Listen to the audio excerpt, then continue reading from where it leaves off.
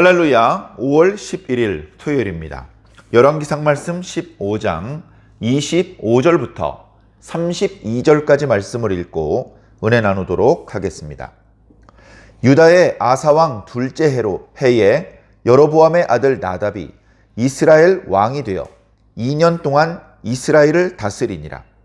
그가 여호와 보시기에 악을 행하되 그의 아버지의 길로 행하며 그가 이스라엘에게 범하게 한 그 죄 중에 행한지라. 이에 이사갈 족속 아히야의 아들 바아사가 그를 모반하여 블레셋 사람에게 속한 깁부돈에서 그를 죽였으니 이는 나답과 온 이스라엘이 깁부돈을 애워싸고 있었음이더라. 유다의 아사왕 셋째 해에 바아사가 나답을 죽이고 대신하여 왕이 되고 왕이 될 때에 여로보암의 온 집을 쳐서 생명 있는 자를 한 사람도 남기지 아니하고 다 멸하였는데 여호와께서 그의 종 실로 사람 아히야를 통하여 하신 말씀과 같이 되었으니 이는 여로보암이 범죄하고 또 이스라엘에게 범하게 한 죄로 말미암음이며 또 그가 이스라엘의 하나님 여호와를 노엽게 한 일 때문이었더라. 나답의 남은 사적과 행한 모든 일은 이스라엘 왕 역대 지략에 기록되지 아니하였느냐. 아사와 이스라엘의 바아사 왕 사이에 일생 동안 전쟁이 있으니라. 아멘. 네, 한동안 유다의 왕들에 대한 이야기들이 나왔었죠. 유다 왕 르호보암이 죽고 그의 아들 아비암이 왕이 되었다. 아비암이 왕 노릇을 그렇게 오래 하지 못했습니다. 그리고서 그의 아들 아사가 왕이 되었죠. 그리고 아사도 죽고 여호사밧이 왕이 되었다. 이렇게 말씀을 해주고 있었습니다. 그리고 오늘 말씀부터는 다시 북이스라엘 왕 여로보암이 죽고 그의 아들 나답이 왕이 되며 나답이 반역에 의해서 죽임을 당하고 바아사라는 사람이 새롭게 북이스라엘의 왕이 되었다라는 말씀이 오늘 말씀에 기록되고 있습니다. 간략히 왕이 되고 말고 하는 이야기들을 이제 그렇게 말씀을 드렸는데요. 다시 처음으로 돌아가면 솔로몬이 죽었습니다. 솔로몬이 죽고서 원래 그의 아들 르호보암이 솔로몬이 다스리던 모든 땅, 온 이스라엘과 북쪽으로는 아람 지역을 넘어서 유프라테스 강 하류까지 그리고 남서쪽으로는 애굽 하수까지 그 중간에 있는 모든 지역을 직간접적으로 통치를 했습니다. 이스라엘 사람이 살던 지역은 직접 통치를 했고 이스라엘 사람들이 살지 않는 지역은 조공을 받으며 간접 통치를 했죠. 그래서 솔로몬 시대에는 평화가 있었고 그리고 그 이스라엘 나라에서 들어오는 세금도 어마어마했지만 외부로부터 들어오는 조공이 엄청났으며 심지어 무역을 통해서도 수백 달란트의 금을 얻을 정도로 정말 심하게 말하면 온 세상의 금이 전부 다 예루살렘으로 모여드는 것 아닌가 그런 생각이 들 정도로 금이 너무 많아서 은은 귀하게 여기지도 않았던 정도로 그 정도로 솔로몬은 상상하기 어려울 정도의 강력함 또 평화로움 또 풍요로움을 누리던 그런 시대였죠. 그러나 사실 그런 평화로움과 그런 풍족함이 다 위로 하나님께서 주신 선물이라는 것을 솔로몬은 잊어버렸습니다. 지혜가 출중한 왕이었음에도 불구하고 하나님의 뜻을 저버리고 결국 하나님의 복을 자기 발로 걷어차는 그런 실수를 연거푸 저지르고 말았던 것입니다. 그 구체적인 내용은 말들을 너무 많이 소유하고 재물을 너무 많이 쌓아두었으며 여인들을 너무 많이 두었습니다. 이미 신명기 17장 말씀에 경고하고 있었던 말씀들이죠. 그뿐만이 아니라 계속해서 이방 여자들과는 결혼하지 말라. 모세도 주의했고 또 여호수아도 주의했던 그 말씀.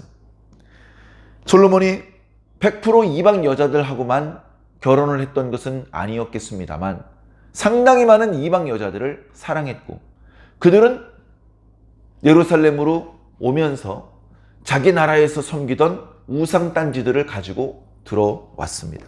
그 결과 예루살렘 성전 주변에 우상 숭배를 위한 산당이 만들어지기 시작했고 심지어는 심한 지경에 이르러서는 그 왕비들의 이끌림 때문에 솔로몬도 그 왕비들과 함께 우상 숭배에 참여하는 지경에 이르렀습니다.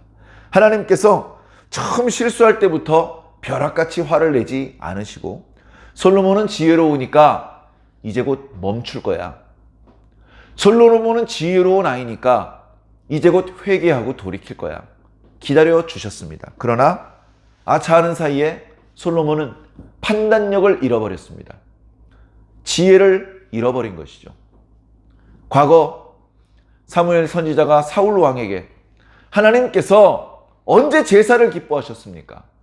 제사보다는 하나님의 말씀을 청종하는 것을 더 기뻐하시지 않습니까? 라고 말했던 것처럼 하나님께서 언제 지혜를 기뻐하셨습니까? 지혜보다는 하나님의 말씀에 순종하는 것이 더 낫지 않습니까? 어찌하여 하나님의 말씀에 순종하지 않았습니까? 변명의 여지가 없었습니다. 다만 그에 붙인 다윗을 너무나 사랑하셨던 하나님께서는 다윗을 위해서 그 불미스러운 일, 다시 말해 솔로몬 왕의 범죄 때문에 이스라엘이 남북으로 분열되는 일을 솔로몬 사후에 솔로몬의 아들 때에 이루어지게 할 것이라고 말씀하셨고 나라를 완전히 빼앗아 가시는 것이 아니고 10지파를 띄어서 신하에게 주고 오직 한 지파, 유다 지파만을 솔로몬의 아들에게 줄 것이라고 말씀하셨습니다. 그리고 그 말씀대로 되었죠. 솔로몬의 아들 르호보암 때 왕이 된 지 1년은 고사하고 며칠 되지도 않았을 때 그가 세켐에서 남북 이스라엘의 모든 그 각 집안의 족장들을 만나서 그들에게 지지를 받는 그런 자리에서 경험이 많은 원로들의 의견을 묵살하고 경험이 없는 젊은 사람들의 의견대로 함부로 말해서 그에게 기회가 없는 것은 아니었지만 결국 거의 모든 것을 다 잃어버리는 지경에 처하고 말았습니다. 어리석은 사람은요, 종합 선물 세트죠. 다 잘하는데 하나만 못하는 게 아니라 이거저거 다 못합니다. 그래서 귀국하자마자 예루살렘으로 돌아오자마자 군사를 20만 명을 일으켜가지고 북이스라엘과 전투를 벌여서 그 땅을 다시 회복하고 그 땅에 대한 지배권을 되찾으려고 했는데 선지자가 나타나서 막습니다. 하지마! 그런 거 하지마. 지금 북이스라엘이 분리된 것은 그것은 하나님의 뜻대로 된 거야. 너희를 하나님의 뜻에 거역할 거니? 부질없이 형제들과 싸워서 피를 흘리지 말고 다 집으로 돌아가! 솔로몬은 순종하지 못했고 르호보암도 순종하지 못했는데 거기 모인 백성들은 즉시 순종을 했습니다. 그래서 그나마 불미스러운 일은 피할 수 있었습니다. 그러나 이제 더 이상 솔로몬 시대에 하나님께서 주셨던 평화는 없습니다. 르호보암이 살던 17년 동안 계속해서 북이스라엘 여로보암과의 전쟁이 있었습니다. 르호보암은 17년을 살고 그의 아들 아비암에게 왕위를 물려주었죠. 아비암은 3년밖에 못 살았습니다.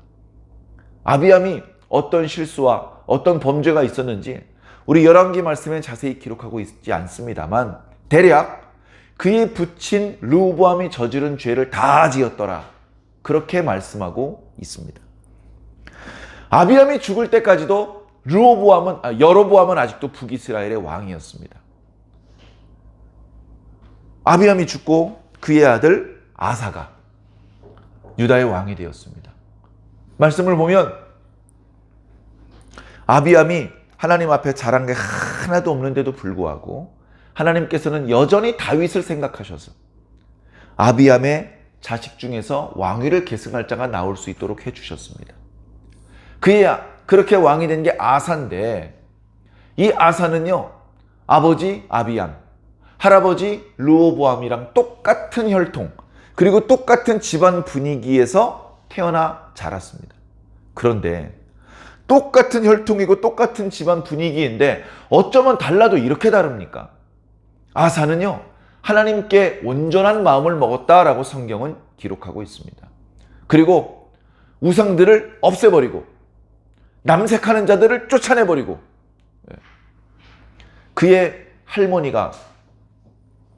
그의 어머니가 태우로 있었는데 그 태우가 우상숭배 범죄를 저질렀어요. 나무로 아세라상을 깎아서 만들어 놨습니다. 그래서 사방의 우상들을 다 없애는 마당에 어머님은 어떻게 해서 이 우상을 만드십니까? 어머님, 이 우상은 죄송하지만 제가 가지고 나가서 도끼로 찍어버리고 불살라 내다 버리겠습니다. 그리고 죄송하지만 어머니는 더 이상 이 나라의 태우가 아닙니다.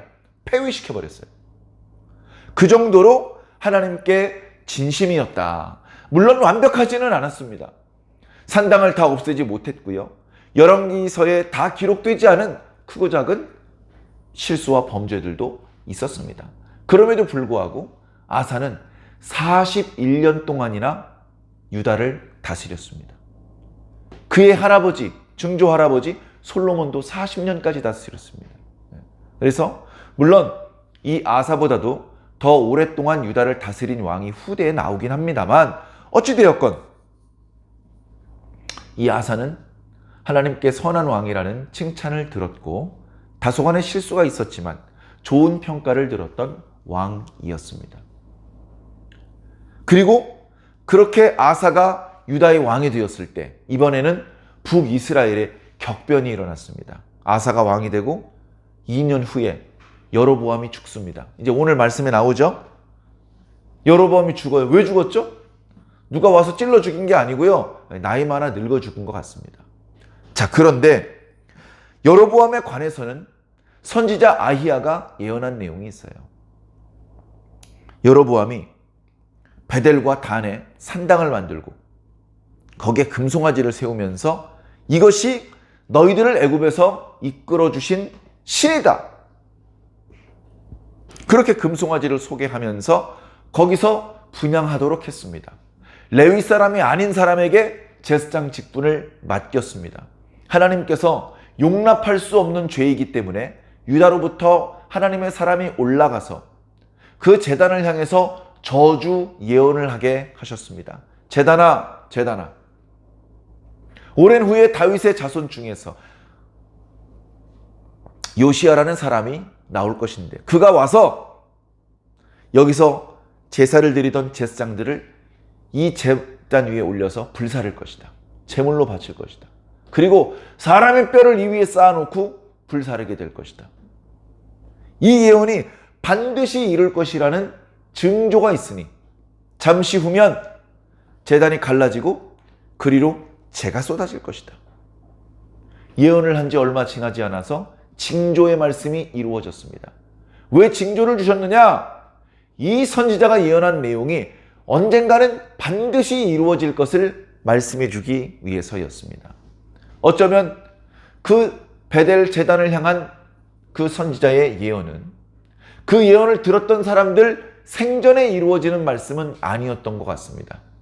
그 자리에 있던 사람들은 다 죽고 수십 년, 수백 년이 흐른 후에 이루어질 말씀이기 때문에 징조를 통해서 이 말씀이 참 하나님의 말씀이라는 것을 보여주셨던 것입니다. 그럼에도 불구하고 명백한 징조가 나타났음에도 불구하고 여로보암은 자신의 죄에서 돌이키지 않았습니다. 아이쿠, 베델 성소 만든 지 얼마 되지도 않았는데 이게 갈라져 버렸네. 아이고, 이리로 죄가 다 쏟아져 버렸네. 저 선지자가 한 말대로 됐네. 그렇다면 저 선지자의 말이 다 참말이라는 얘기인데, 저 선지자의 말이 참 하나님의 말씀이라는 얘기인데, 아이고, 이거 큰일 났네. 이거 계속하다간 하나님께 저주를 당하겠어. 여보, 그만둡시다. 여봐라, 이거 다 치워라. 이제 그렇게 했으면 여로보암이 불쌍히 여김을 받았을지도 모르겠습니다.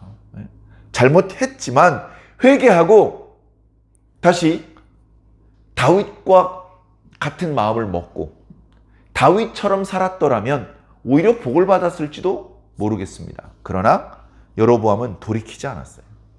하나님께서 충분히 알아듣게 얘기해 주셨고 징조까지 보여주셨음에도 불구하고 여로보암은 하던 잘못을 계속 저질렀습니다.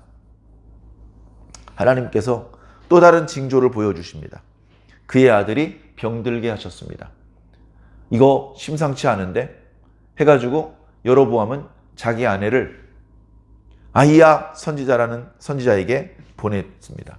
그 선지자는 자신이 솔로몬의 신하였을 때 자신이 왕이 될 것이라고 예언을 해주었던 선지자였습니다. 참 말이 안 되는 행동 같은데 사람은요 항상 이해할 수 있는 행동만 하는 것은 아닌 것 같습니다. 그렇게 우상 숭배를 자행했으면서 결정적인 순간엔 여호와의 선지자에게 물어본단 말이죠. 그래 자기 아내를 보냅니다. 변복을 하고 가라. 그래서 아들이 아픈데 이 아이가 죽을지 병을 털고 일어설지 물어봐라. 그는 참 하나님의 선지자니까 정확한 응답을 주실 것이다. 그래서 갔습니다. 갔는데 그 선지자는 이미 하나님께 들은 말씀이 있어요. 여로보암의 아내여, 네가 어찌하여 변복을 하고 왔느냐? 어서 들어와라. 네가 네 아들의 일을 나한테 물으려고 왔는데 하나님께서 이미 나에게 답을 주셨다. 네 아들은 그 병을 치료받지 못하고 죽는다. 네가 집으로 돌아가는 순간 그 아들은 죽어서 장사 지내게 될 것이다. 온 이스라엘 사람들이 슬피 울면서 그를 애도할 것이고 그는 묘실에 들어가게 될 것이다. 그러나 여로보암 집에 있는 남자들 중에서는 그 아이만 묘실에 들어갈 것이다. 그 나머지는 전부 다 길바닥에서 죽게 될 것이다 라고 말씀하고 있습니다. 참 두려운 말씀이죠.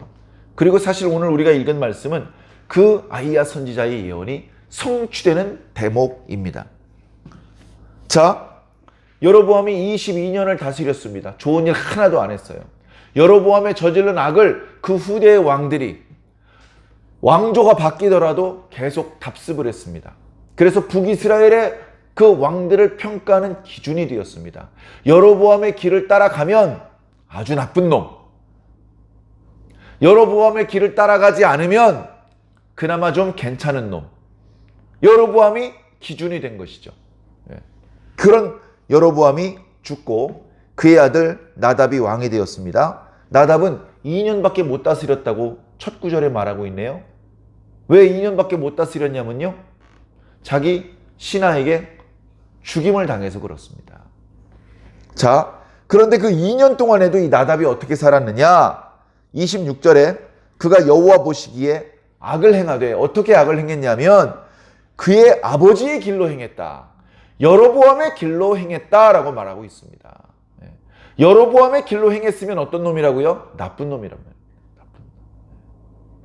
나답이 2년밖에 안 됐는데도 그런 짓거리를 하며 살았다. 그래서 자기도 죄를 짓고 백성들도 죄를 범하게 만들었다라고 말씀하고 있습니다. 이에 이사갈 족속 아히야의 아들, 이 아히야는 선지자 아히야가 아니죠. 선지자 아히야가 아니고 이름이 같은 사람이 또 있었던 것 같습니다. 바사가 있는데 이 사람은 아마도 여로보암 밑에서 군대 장관을 하던 사람이었던 것 같습니다.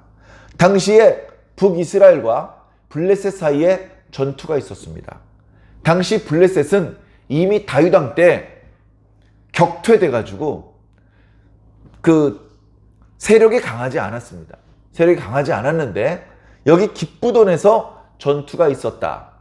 이스라엘 사람들이 블레셋 사람들의 성읍을 애워쌌다라고 말하는 것을 보니 블레셋 사람의 세력은 역시 여전히 약했던 것 같고, 이 기브돈이라는 지역은 과거 단지파가 북쪽으로 이주하기 전에 처음에 여호수아 때에 분배받았던 그 땅에 있었던 성읍인 것 같습니다. 그 지역은 유다 지파와 베냐민 지파, 에브라임 지파 사이에 있는 곳이었습니다. 그래 거기도 북이스라엘 땅이었기 때문에 블레셋 사람들과 분쟁이 생겼고 북이스라엘 사람들이 군사를 몰고 내려가서 그 성읍을 에워쌌던 것 같습니다. 전쟁 중이기 때문에 적들을 바라보고 후방을 주의하지 않았죠. 그때 옆에서 바하사가 그의 몸에 칼을 대고 그를 찔러 죽였습니다.